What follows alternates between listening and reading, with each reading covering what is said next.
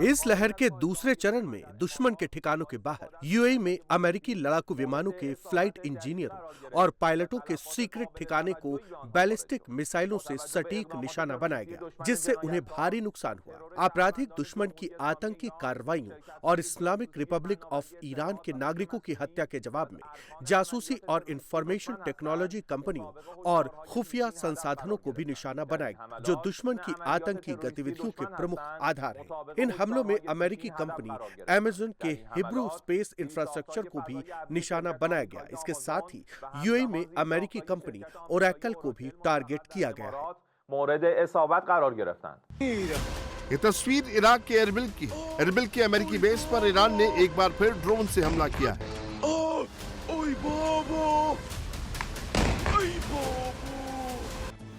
Iran ने Iraq में अपने प्रॉक्सी संगठनों को भी एक्टिव कर दिया है। इराक में ईरान समर्थित गुटों ने अमेरिकी ठिकानों पर अल अरकब मिसाइलों से हमला किया है।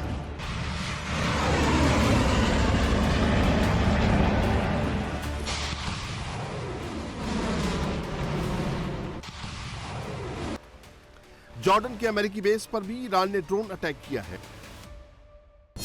हालांकि अमेरिका दावा कर रहा है कि ईरान की मिसाइल और ड्रोन ताकत धीरे धीरे कम हो रही है। ईरान ने पहले हफ्ते जहां 795 मिसाइलें दागी, तो वहीं 5वें हफ्ते तक उसकी मिसाइल पावर घटकर 212 हो गई, जबकि पहले ईरान ने 1228 ड्रोन दागे, लेकिन 5वें हफ्ते तक उसकी ड्रोन दागने की कैपेसिटी 332 हो गई। लेकिन जानकार कह रहे हैं कि ईरान की फायर पावर कम नहीं हुई है, बल्कि उसने स्ट्रेटजी बदली है। ईरान अब क्वांटिटी पर नहीं बल्कि प्रिसीजन पर फोकस कर रहा है। ईरान एक साथ मिडिल ईस्ट और इजराइल हर तरफ हमले कर रहा है।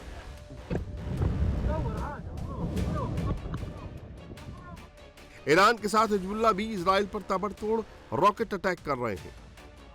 ईरान और उसके प्रॉक्सी संगठनों के अटैक से इजराइल में भयंकर तबाही मच रही है। इजरायली सेना की ताकत का बड़ा हिस्सा हिजबुल्लाह से मुकाबला करने में खर्च हो रहा है। बेरूत और लेबनान बॉर्डर पर इजरायली फोर्स लगातार बमबारी कर रही है।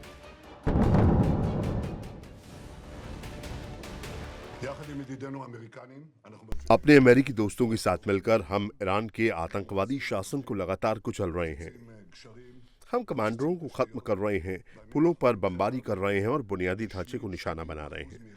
हाल के दिनों में एयरफोर्स ने ईरान की स्टील प्रोडक्शन क्षमता का 70% नष्ट कर दिया है। ये एक बड़ी कामयाबी है, जिससे रेवोल्यूशनरी गार्ड्स के आर्थिक संसाधन और हथियार बनाने की क्षमता दोनों कमजोर हो गई है। मेरे और अमेरिका के राष्ट्रपति डोनाल्ड ट्रंप के बीच और आईडीएफ और अमेरिकी सेना के बीच पूरे तालमेल के साथ हम ईरान को कुचलते रहेंगे। ये शासन पहले से कहीं ज्यादा कमजोर है और इजराइल पहले से कहीं ज्यादा मजबूत है। कुल मिलाकर ईरान ने अमेरिका के खिलाफ भयंकर चक्रव्यूह रच दिया है। ट्रंप को युद्ध से निकलने का रास्ता नहीं मिल रहा है।